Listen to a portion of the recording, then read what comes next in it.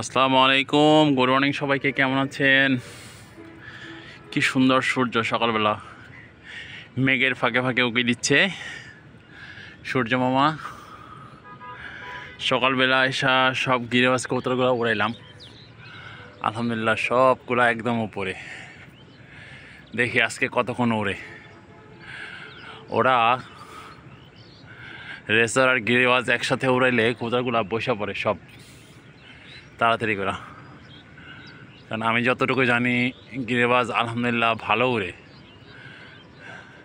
তো সেক্ষেত্রে ওরা রেসারের সাথে দিলে ওরা খুব আর্লি বয়ে পড়ে, বসে না, না বসলেও যতক্ষণ ওড়ে নিচে নিচে ওড়ে রেসারের সাথে।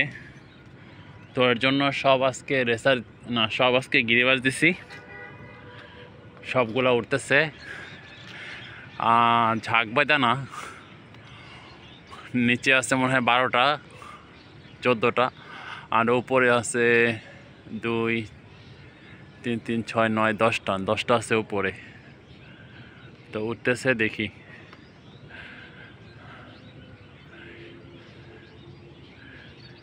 ওদের জন্য লাল নিশানাও তৈরি করছি, একটা লাল নিশানা দিয়া কবুতর উড়াইতেছি, দেখি কতক্ষণ উঠতে পারে। হয় যদি থাকে তাহলে ভালো মতো থাকবে, না হয় চলে যাবে। যাক, ওগুলো জোর না করলে কবুতর উঠবে না, কারণ অন্য কবুতরের সাথে মিশারা একদম আলসা হয়ে গেছে। তো এর জন্য চাইতেছি যে যেন একটু উড়ে। তো আলহামদুলিল্লাহ এখনো পর্যন্ত ভালোই উঠতেছে, দেখা যাক।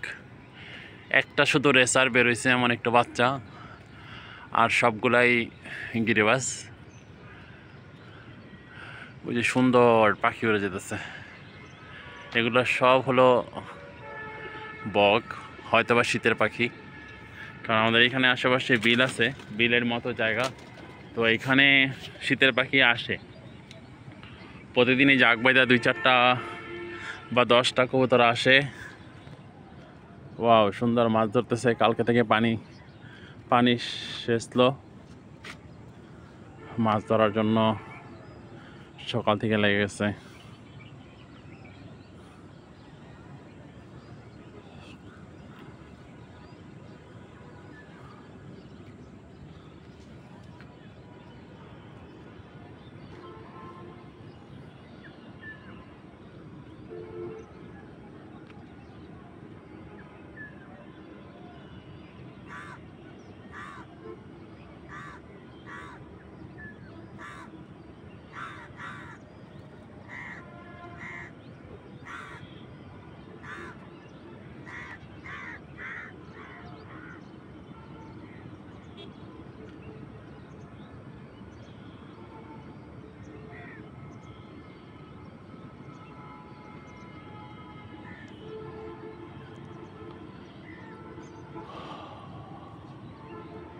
সবগুলো উঠতেছে, দেখি ঝুম করে কে কাকে কতটুকু ধরা যায়। বাহ, ঝুমে তো আসে তাহলে।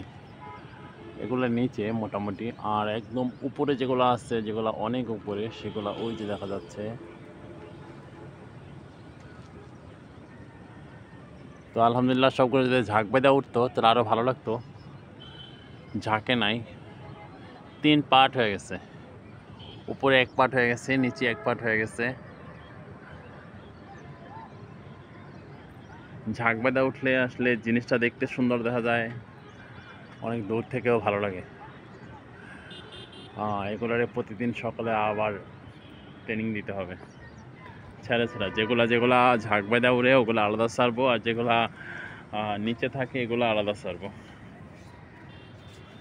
আমার গিরিবাজটা গিয়াসলি মাটিটা দেওয়া হয় নাই, এটা বাদ পড়ে গেছে। দেখি গ্যাসলি মাটিটা দিয়ে দিই। গ্যাসলি মাটিটা একটাই আছে, এটা ছেড়ে দিই।